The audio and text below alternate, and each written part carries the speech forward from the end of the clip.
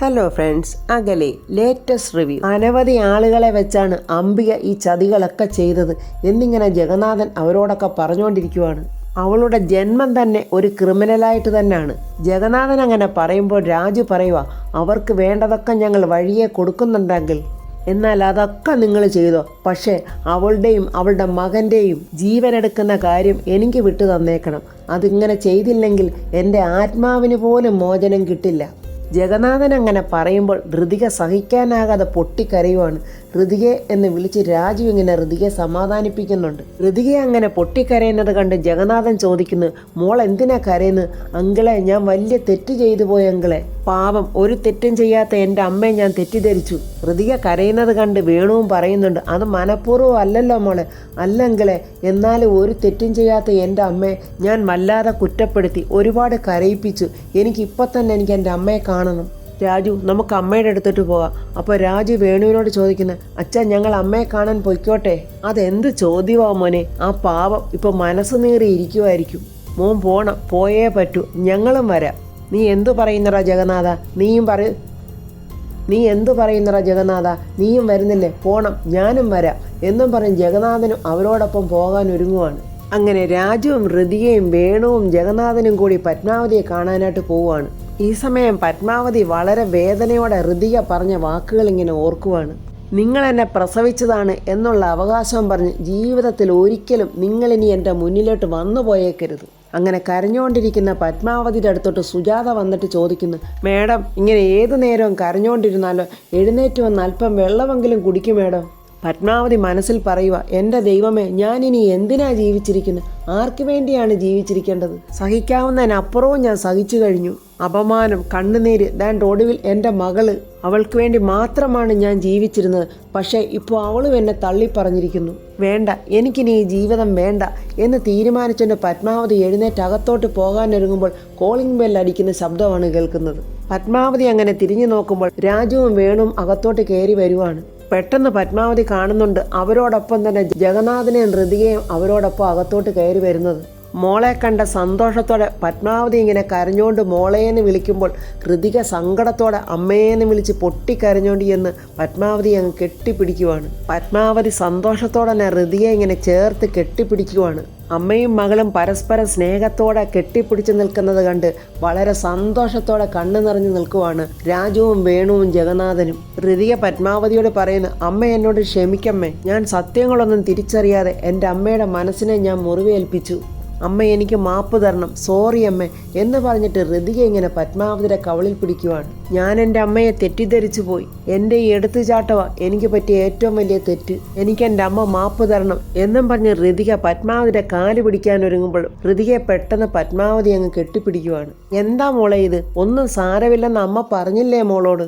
അതൊക്കെ കണ്ടിട്ട് വേണു പറയുക, പത്മാവതി മേഡം ക്ഷമിച്ചു മോളെ. മക്കൾക്ക് പറ്റുന്ന ചെറിയ ചെറിയ തെറ്റുകളൊക്കെ കണ്ട് മാതാപിതാക്കൾക്ക് സഹിക്കാനും ക്ഷമിക്കാനും ഒക്കെ അല്ലേ പറ്റൂ.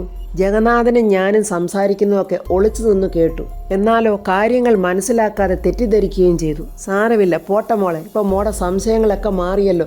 അപ്പോൾ ജഗന്നാഥൻ പറയുന്നു, ഇപ്പോഴിവിടെ പത്മാവതിയും ഞാനും ഉണ്ടല്ലോ, ഞങ്ങളെയാണല്ലോ അംബിക ഇതിനകത്ത് കരുക്കളാക്കിയത്. നടന്ന കാര്യങ്ങളൊക്കെ നിങ്ങളിപ്പോൾ അറിയണം. ഞാൻ എൻ്റെ പെങ്ങളെ പോലെ കരുതിയ പത്മയും എന്നെയും ചേർത്ത് ആ അംബിക പറഞ്ഞുണ്ടാക്കിയ കള്ളക്കഥകൾ. അത് കേട്ട് രാജുവും പറയുന്നു, ഞങ്ങൾക്കും അതൊക്കെ അറിയണം. എല്ലാവരും എല്ലാ കാര്യവും ഞങ്ങളോട് തുറന്നു പറയണം. അപ്പോൾ വേണു പറയുന്നു, ഇതിനൊക്കെയുള്ള ഒരു അവസരമാണ് ഇപ്പോൾ വന്നിരിക്കുന്നത്. കാര്യങ്ങളൊക്കെ ഏറെക്കുറെ എനിക്ക് അറിയാമെങ്കിലും അധികം കാര്യങ്ങളൊന്നും എനിക്ക് ശരിക്കറിയില്ല.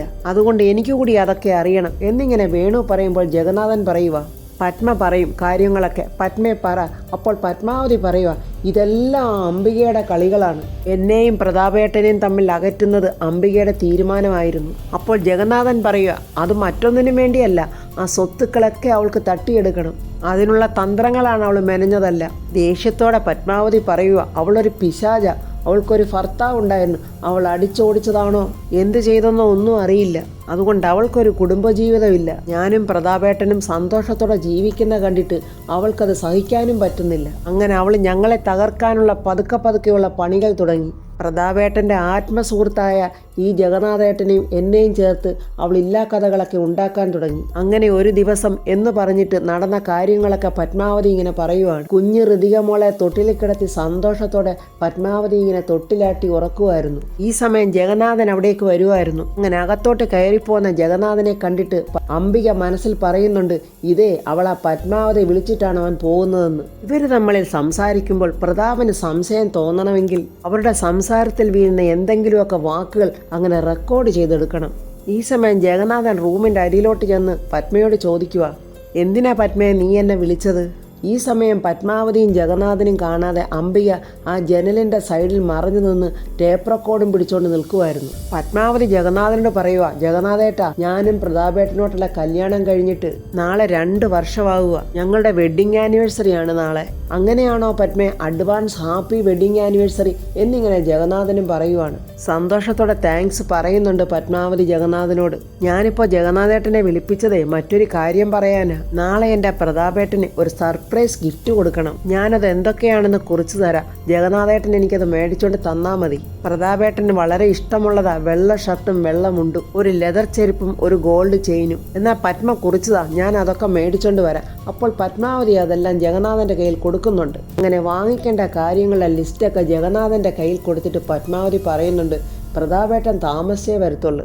ജഗന്നാഥേട്ടൻ ആരും കാണാതെ ഇതൊക്കെ കൊണ്ട് മുറിയിലോട്ട് വന്നാൽ മതി. ആരും കാണാതെ നോക്കണേ എന്നിങ്ങനെ പത്മാവതി പറയുമ്പോൾ ശരി പത്മേ എന്നും പറഞ്ഞ് ജഗന്നാഥൻ അവിടുന്ന് പോവുകയാണ്. പ്രതാപന് കൊടുക്കാനുള്ള ഗിഫ്റ്റുകളൊക്കെ ഓർത്ത് പത്മാവതി ഇങ്ങനെ സന്തോഷത്തോടെ നിൽക്കുവാണ്. ഈ സമയത്ത് അംബിക മനസ്സിൽ പറയാ, കിട്ടിപ്പോയി, ഇവളുടെ ശവപ്പെട്ടിയിൽ അടിക്കാനുള്ള ആണികളിൽ ഒരാണി. അങ്ങനെ അംബിക ആ റെക്കോർഡ് ചെയ്തതെല്ലാം പ്ലേ ചെയ്ത് കേട്ടിട്ട് അവസാനം പറഞ്ഞ കാര്യങ്ങൾ മാത്രം അവൾ റെക്കോർഡ് ചെയ്ത് വെച്ചു. പ്രതാപേട്ടൻ താമസിച്ചേ വരത്തുള്ളൂ, അതുകൊണ്ട് ജഗന്നാഥേട്ടൻ ആരും കാണാതെ ഇതൊക്കെ മേടിച്ചോണ്ട് അകത്തോട്ട് വരണം, ആരും കാണാതെ നോക്കണേ. അങ്ങനെ പത്മാവതിയെയും ജഗന്നാഥനെയും കൊടുക്കാനുള്ള തെളിവ് അംബിക ശേഖരിച്ചു കഴിഞ്ഞു. അങ്ങനെ അംബിക ഇങ്ങനെ ജഗന്നാഥനെ നോക്കി നിൽക്കുക. എന്നിട്ട് പറയുന്നുണ്ട്, ഇവളുടെ സേവകൻ എന്താ ഇതുവരെ വരാത്തത്?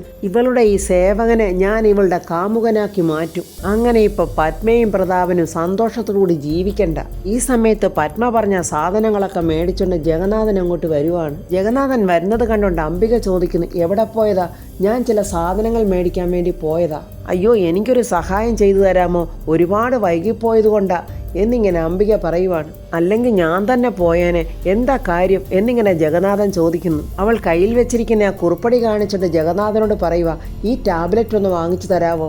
ഈ മരുന്ന് എനിക്ക് ഇപ്പം തന്നെ കഴിക്കാനുള്ളതാ. നമ്മുടെ തൊട്ടടുത്ത് മെഡിക്കൽ ഷോപ്പുണ്ട്. അതിനെന്താ അംബിക, ഞാൻ വാങ്ങിയിട്ട് വരാമല്ലോ എന്ന് പറഞ്ഞ് ജഗന്നാഥൻ കയ്യിലിരുന്ന കവറുകളെല്ലാം അംബികയുടെ അടുത്ത് വെച്ചിട്ട് ആ മരുന്നിൻ്റെ സ്ലിപ്പും മേടിച്ചുകൊണ്ട് മെഡിക്കൽ സ്റ്റോറിലോട്ട് പോകുമായിരുന്നു. ആ കവറിലോട്ട് നോക്കി ആലോചിച്ചിങ്ങനെ പുഞ്ചിരിച്ച് നിൽക്കുവാണ് അംബിക.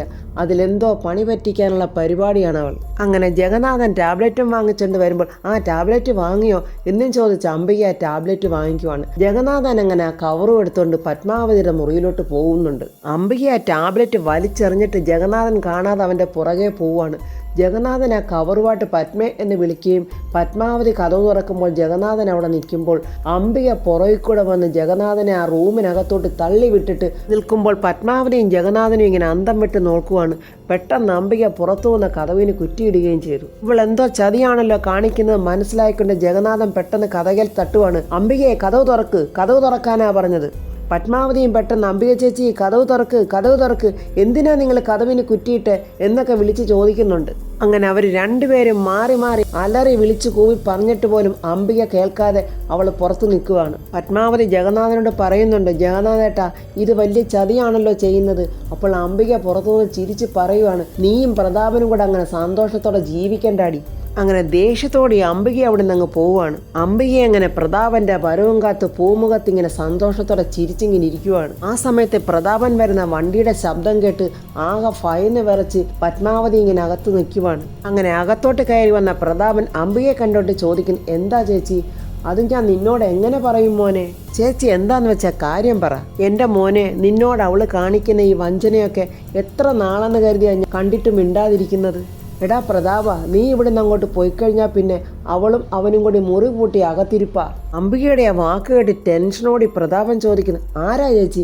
ആരാന്നോ? ആ ജഗനും പത്മാവതിയും. അംബികയുടെ ആ വാക്ക് കേട്ട് ഒന്നും വിശ്വസിക്കാനാകാതെ ഞെട്ടിത്തെറിച്ച് നിൽക്കുവാണ് പ്രതാപൻ. എത്രത്തോളം പ്രതാപന്റെ മനസ്സിൽ വിഷം കുത്തി നിറയ്ക്കാവോ അതാണ് അംബികയുടെ പ്ലാൻ. അവര് തമ്മിലുള്ള ബന്ധം ഞാൻ നിരന്തരം കണ്ടു മടുത്തു. ഇനിയെങ്കിലും ഈ കാര്യങ്ങളൊക്കെ നിന്നെ പറഞ്ഞ് ബോധ്യപ്പെടുത്തിയില്ലെങ്കിൽ ഞാൻ നിന്റെ ചേച്ചിയാണെന്ന് പറഞ്ഞ് ജീവിക്കുന്നതിൽ പിന്നെ എന്തർത്ഥമാ മോനെ ഉള്ളത്? അതുകൊണ്ട് തന്നെയാ മോനെ ഞാൻ അങ്ങനെ ചെയ്തത്. ഇന്ന് അവൾ അവനെ വിളിച്ച് മുറിക്കകത്തോട്ട് കയറ്റിയപ്പോഴേ ഞാൻ പുറത്തു വന്ന മുറി അങ്ങ് പൂട്ടി. അല്ലാതെ ഞാൻ എത്രയൊക്കെ പറഞ്ഞാലും നീ ഒരിക്കലും പത്മയെ അവിശ്വസിക്കത്തില്ല. അതുകൊണ്ട് നീ വന്നൊന്ന് തുറന്നു നോക്കുമോനെ, ചേച്ചി പറയുന്ന കള്ളവാണോ ഇല്ലയോ എന്ന് നിനക്കറിയാലോ. അങ്ങനെ പ്രതാപനെയും കൂട്ടിക്കൊണ്ടുപോയി അംബിക ആ വാതിൽ തുറക്കുവാണ്. അംബിക അങ്ങനെ ആ കതക് തുറക്കുമ്പോൾ അകത്ത് നിൽക്കുന്ന ജഗന്നാഥനെയും പത്മയും കണ്ട് വിശ്വസിക്കാനാകാതെ തകർന്നു നിൽക്കുവാണ് പ്രതാപൻ. പത്മാവതിയും ജഗന്നാഥനും ടെൻഷനോടുകൂടി ഇങ്ങനെ മുഖത്തോട് മുഖം നോക്കുവാണ്. സന്തോഷത്തോടെ നിൽക്കുന്ന അംബികയുടെ അടുത്തോട് പത്മാവതി ദേഷ്യത്തോടെ വന്ന് ചോദിക്കുന്നു, നിങ്ങൾ എന്തിനാ പുറത്തുനിന്ന് വാതിൽ പൂട്ടിയത്? എന്തിനാ ഞാൻ വാതിൽ പൂട്ടിയതെന്ന് നിനക്കറിയണോ? നീ എൻ്റെ മോനെ പറ്റിക്കുന്ന വിശ്വാസവഞ്ചനയുണ്ടല്ലോ, അവനെ എനിക്ക് നേരിട്ടൊന്ന് ബോധ്യപ്പെടുത്തി കാണിക്കണമായിരുന്നു. അംബികയുടെ ആ കള്ളത്തരം കേട്ടിട്ട് പത്മാവതി ചോദിക്കുന്നു, വിശ്വാസവഞ്ചനയോ എന്നിങ്ങനെ ചോദിക്കുമ്പോൾ പ്രതാപൻ അംബികയെ പിടിച്ച് മാറ്റിയിട്ട്, ചേച്ചി അങ്ങോട്ടൊന്ന് മാറി നിരുന്നേ ചേച്ചി. എന്നിട്ട് പത്മാവതിയുടെ കരണത്തൊരൊറ്റയടി. കവിളിൽ കൈവച്ച് ഞെട്ടി പത്മാവതി ഇങ്ങനെ പ്രതാപനെ തന്നെ നോക്കി നിൽക്കുവാണ്. സങ്കടത്തോടെ പത്മാവതി പ്രതാപേട്ട എന്നിങ്ങനെ വിളിക്കുമ്പോൾ, മിണ്ടിപ്പോകരുത്, നീ ഇത്ര വഞ്ചകിയും വൃത്തികെട്ടവളും ആണെന്ന് ഇന്നാ ഞാൻ തിരിച്ചറിഞ്ഞത്. അത് കണ്ടിട്ട് ജഗന്നാഥൻ പറയാ, പ്രതാപ നീ തെറ്റിദ്ധരിക്കരുത്, ഇത് ചതിയാണ്, നീ ഒരക്ഷരം മിണ്ടരുത് എന്നിങ്ങനെ പ്രതാപൻ ജഗന്നാഥനെ വഴക്ക് പറയുവാണ്. ഒരു സഹോദരനെ പോലെ നിന്നെ സ്നേഹിച്ചവനാണ് ഞാൻ, എന്നിട്ട് നീ എൻ്റെ ഭാര്യയോടൊപ്പം എന്നിങ്ങനെ പ്രതാപൻ പറയുമ്പോൾ ചങ്ക് പൊട്ടി കരഞ്ഞുകൊണ്ട് പ്രതാപേട്ട എന്നിങ്ങനെ വിളിക്കുവാണ് പത്മ. പ്രതാപ, ഞാൻ പറയുന്ന നീ ഒന്ന് കേക്ക്. നാളെ നിങ്ങളുടെ വെഡിങ് ആനിവേഴ്സറി ആയതുകൊണ്ട് പത്മ നിനക്ക് സമ്മാനമായി തരാൻ കുറേ സാധനങ്ങളുടെ ലിസ്റ്റ് എന്നെ ഏൽപ്പിച്ചു. അങ്ങനെ ഞാൻ വാങ്ങിച്ച സാധനങ്ങളൊക്കെ കൊടുക്കാനായിട്ട് പത്മാവതിയുടെ മുറിയിലോട്ട് വന്നപ്പോഴേക്കും പുറകിൽ വന്ന അംബിക എന്നെ അകത്തോട്ട് തള്ളിയിട്ട് പുറത്തുനിന്ന് വാതിൽ കുറ്റിയിടുമായിരുന്നു. അംബിക പറയും, ഓ ഗിഫ്റ്റ്, എന്നാലേ ആ ഗിഫ്റ്റുകളൊക്കെ പ്രതാപനെ ഒന്ന് കാണിച്ച് എന്നും പറഞ്ഞ് അംബിക ആ കവറെടുത്ത് കാണിക്കുവാണ്. ഇതാണോ നിന്റെ സർപ്രൈസ് ഗിഫ്റ്റ് എന്നും പറഞ്ഞ് അംബിക ആ കവറെടുത്ത് കാണിച്ചിട്ട് പത്മാവതി പറഞ്ഞു വിട്ട സാധനങ്ങളൊന്നുമല്ല. അങ്ങനെ അംബിക ആ കവർ തുറന്ന് കളറുള്ള ഷർട്ട് എടുത്ത് കാണിച്ചിട്ട് പറയുന്നു, ഇത്തരം കളറുള്ള ഷർട്ടൊക്കെ പ്രതാപൻ ഇടാറുണ്ടോ? അയ്യോ, ഇത്തരം ഷർട്ടല്ല ഞാൻ വാങ്ങിക്കാൻ പറഞ്ഞത് എന്ന് പറയുമ്പോൾ ജഗന്നാഥൻ പറയുന്നുണ്ട്, ഇല്ല പത്മ, ഞാൻ വാങ്ങിച്ചത് വെള്ള ഷർട്ട് തന്നെയാണ്, വെള്ള വേഷ്ടിയും വെള്ള ഷർട്ടും. അയ്യോ, ഇത് കണ്ടോ പ്രതാപ, പാൻറ്. പ്രതാപൻ എന്താ പാൻറ് ഇടാറുണ്ടോ? ഇത്തരം ചെരുപ്പും ഇമാതിരി വാച്ചുമാണോ പ്രതാപൻ ധരിക്കാറുള്ളത്? അങ്ങനെ ജഗന്നാഥൻ വാങ്ങിക്കൊണ്ട് വന്ന സകല സാധനങ്ങളും അംബിക ഒരു നിമിഷം കൊണ്ടെല്ലാം മാറ്റിക്കളഞ്ഞു. ജഗന്നാഥൻ പറയുന്നുണ്ട്, പത്മാവതി പറഞ്ഞതുപോലെ വെള്ള ഷർട്ടും വെള്ള പാൻറ്റും ലെതർ ചെരുപ്പും ഗോൾഡ് ചെയിനുമാണ് ഞാൻ വാങ്ങിക്കൊണ്ട് വന്നത്. ഇത് ചതിയാണ്, ഇത് ഇവള് മാറ്റിയതാണ്. ഇതിലെന്തൊക്കെയോ തിരിമറികൾ നടത്തിയിട്ടുണ്ട് അംബിക. പിന്നെ തിരിമറി? എടാ പ്രതാപ, ഇതെല്ലാം ഇവളെ നിനക്ക് വേണ്ടി വാങ്ങിയതല്ല, ഇവന് വേണ്ടി, നിന്റെ വെഡിങ് ആനിവേഴ്സറിക്ക് ഇവന് വേണ്ടി കൊടുത്ത് ഇവൾ ആഘോഷിക്കാൻ അവനെ വിളിച്ചു വരുത്തിയതാണ്. നാളെ നിന്റെ വെഡിങ് ആനിവേഴ്സറിയാ, അതിൻ്റെ തലേന്ന് തന്നെ ഇവനെ റൂമിൽ വിളിച്ചു വരുത്തി ഇമ്മോറൽ ആക്ടിവിറ്റീസ് നടത്താനായിരുന്നു ഇവള്. അതിനുള്ള തെളിവുകളാണ് പ്രതാപ ഇതൊക്കെ. അറിഞ്ഞുകൊണ്ട് പത്മാവതി പറയുന്നു, പ്രതാപേട്ട, മനസ്സാവാച അറിയാത്ത കാര്യങ്ങളാണ് ഇവരീ പറയുന്നതൊക്കെ. നമ്മളെ തമ്മിൽ അകറ്റാനും നമ്മളുടെ ബന്ധം തകർക്കാനും വേണ്ടിയാണ് ഇവർ ശ്രമിക്കുന്നതൊക്കെ. ദയവ് ചെയ്ത് പ്രതാപേട്ടനെ ഒന്നും വിശ്വസിക്കരുത്. പത്മാവതി അങ്ങനെ കരഞ്ഞുകൊണ്ട് പറയുമ്പോൾ പ്രതാപൻ പറയുന്നു, നിന്നെ വിശ്വസിച്ചതും പ്രാണനതുല്യം സ്നേഹിച്ചതുമാണ് ഞാൻ ചെയ്ത തെറ്റ്. നിന്നെ തിരിച്ചറിയാൻ ഞാൻ വളരെ വൈകിപ്പോയി. കരഞ്ഞുകൊണ്ട് പത്മാവതി പറയുന്നു, പ്രതാപേട്ട, ഞാൻ നിരപരാധിയാ. നീ നിരപരാധിയോ? നീ ഇവനും തമ്മിലുള്ള ബന്ധമേ ഞാൻ നേരത്തെ മനസ്സിലാക്കിയതാടി എന്നിങ്ങനെ അംബിക പറയുക. രാഷ്ട്രീയത്തിന്റെ തിരക്കിൽ പ്രതാപൻ ഓടി നടക്കുമ്പോൾ ഇവനൊപ്പം ജീവിക്കുമായിരുന്നു. ഇതിൽ കൂടുതൽ സഹിക്കാനാകാതെ പത്മാവതി ദേഷ്യത്തോടെ, നിർത്തടി എന്ന് അംബികയോട് പറയുമ്പോൾ, ഞാൻ പറയുവടി, ഞാൻ എല്ലാം വിളിച്ച് പറയുവടി, എൻ്റെ ആങ്ങളെ ചതിക്കാനേ ഇനി ഞാൻ സമ്മതിക്കത്തില്ലടി. പ്രതാപനില്ലാത്ത പല രാത്രികളിലും ഇവളുണ്ടല്ലോ ഈ ജഗന്നാഥനെ വിളിച്ച് മുറിയിൽ കയറ്റുന്നത് ഞാൻ കണ്ടിട്ടുണ്ട്. ഇത് കേട്ട് പത്മാവതി ഞെട്ടി നിൽക്കുമ്പോൾ ദേഷ്യത്തോടെ ജഗന്നാഥൻ പറയുന്നു, ഇവള് പക്കാ ക്രിമിനലാ, ഇവളെ ഞാൻ കൊല്ലും. ദേഷ്യത്തോടെ പ്രതാപൻ ജഗന്നാഥന്റെ നേരെ വിരൽ ചൂണ്ടിയിട്ട് പറയുന്നു, തൊട്ടു പോകരുത് നീ എൻ്റെ ചേച്ചിയെ, പിന്നെയും ഇവളെ ഉണ്ടല്ലോ ഞാൻ ഇവിടിട്ട് തീർത്ത് കളയും. പ്രതാപേട്ട, ഇതൊന്നും വിശ്വസിക്കരുത്, നമ്മളുടെ ജീവിതം ഇല്ലാതാക്കാൻ വേണ്ടിയാണ് ഇവരിങ്ങനെയൊക്കെ ചെയ്യുന്നത്. നിങ്ങളത് തിരിച്ചറിയണം പ്രതാപേട്ട. അത് കേട്ടിട്ട് അംബിക പറയാ, എൻ്റെ ആങ്ങളയുടെ ജീവിതം നശിക്കരുത്, ഇനിയെങ്കിലും ഈ സത്യങ്ങളൊക്കെ ഇവൻ അറിയണമെന്ന് എനിക്ക് നിർബന്ധമുണ്ടായിരുന്നു. എടാ മോനെ, നിന്നോട് ഇതൊക്കെ പറയുമ്പോൾ നിന്റെ ചേച്ചിയിൽ നിനക്ക് എന്തെങ്കിലും വിശ്വാസക്കുറവുണ്ടെങ്കിൽ നീ ഒരു കാര്യം ചെയ്യ്, ഇവളുടെ കോൾ ഹിസ്റ്ററി ഒന്ന് പരിശോധിച്ചേ.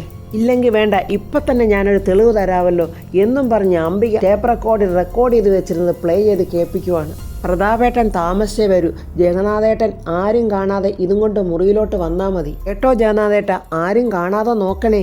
അത് കേട്ടിട്ട് ജഗന്നാഥനെ ഒന്ന് നോക്കിയിട്ട് പത്മാവതി പൊട്ടിക്കരയുവാണ്. അംബിക സന്തോഷത്തോടെ, എന്താടി പോരെ, ഇത്രയൊക്കെ തെളിവുകൾ പോരെ? നിന്റെ കിടപ്പറയിൽ വരെ നിന്നെ ചതിക്കുന്ന ഈ ഒരു ഭാര്യ നിനക്കിനി എന്തിനാടാ പ്രതാപ? ഇവനുണ്ടല്ലോ, ആ കിടക്കുന്ന കുഞ്ഞിനെ എടുത്ത് എപ്പോഴും ഉമ്മ കൊടുക്കുമ്പോൾ എനിക്ക് സംശയം തോന്നുന്നുണ്ട്. പ്രതാപ മോനെ, ഇവള് പ്രസവിച്ച കുഞ്ഞുണ്ടല്ലോ, ഇത് നിന്റെതല്ല. അംബിക എന്ന രാക്ഷസിയുടെ ആ വാക്ക് കേട്ട് തകർന്നു നിൽക്കുവാണ് പ്രതാപനും പത്മാവതി. പ്രതാപ മോനെ, ആ കുഞ്ഞ് ജഗന്നാഥന്റെയാ. അത് തെളിയിക്കാൻ എനിക്ക് അറിയാൻ വയ്യാഞ്ഞിട്ടൊന്നും അല്ല. അതൊക്കെ പിന്നെ നിനക്ക് നാണക്കേടാവുമല്ലോ എന്ന് ഓർത്തിട്ടാ. നാട്ടുകാരൊക്കെ ഇതൊക്കെ അറിഞ്ഞാലേ പിന്നെ നീ തൂങ്ങിച്ചാകാനല്ലേ പറ്റത്തുള്ളൂ. അംബികയുടെ ആ വൃത്തികെട്ട വാചകങ്ങൾ കേട്ട് പത്മാവതി പൊട്ടിക്കരയുവാണ്. അപ്പോൾ പ്രതാപൻ പറയുക, അന്തസ്സും അഭിമാനവും ഉള്ളത് കൊണ്ട് ഞാനിപ്പോൾ നിന്നെ തല്ലുകയോ കൊല്ലുകയോ ചെയ്യുന്നില്ല. പക്ഷേ നിനക്കിനി നിന്റെ വഴി, എനിക്ക് എൻ്റെ വഴി. അങ്ങനെ പറഞ്ഞിട്ട് പ്രതാപൻ അവിടുന്ന് പോകുമ്പോൾ പൊട്ടിക്കരയുവാണ് പത്മ. അങ്ങനെ അംബിക ഉദ്ദേശിച്ച കാര്യം നടന്നതിൻ്റെ സന്തോഷവും പത്മാവതിയെയും ജഗന്നാഥനെ ഇറക്കാനുള്ള ദേഷ്യവും കൊണ്ട് അവളിങ്ങനെ നോക്കി നിൽക്കുവാണ്. അപ്പോൾ ഫ്രണ്ട്സ്, പത്മാവതി നടന്ന സംഭവങ്ങളൊക്കെ ഋതികയോടും രാജുവിനോടും പറയുവാണ്. ഇതൊക്കെ കേട്ടു നിൽക്കുന്ന ഋതിക എന്തായിരിക്കും നിരപരാധിയായ അവളുടെ അമ്മയോട് കാണിച്ച ക്രൂരതയ്ക്ക് ഋതിക എങ്ങനെയായിരിക്കും പ്രതികാരം ഇനി ചെയ്യാൻ പോകുന്നെന്നുള്ള റിവ്യൂമായി നമുക്ക് നാളെ കാണാം. എൻ്റെ ഈ റിവ്യൂ ഇഷ്ടപ്പെട്ടാൽ ലൈക്കും കമൻസും, സബ്സ്ക്രൈബ് ചെയ്യാത്തവർ സബ്സ്ക്രൈബ് ചെയ്യണേ.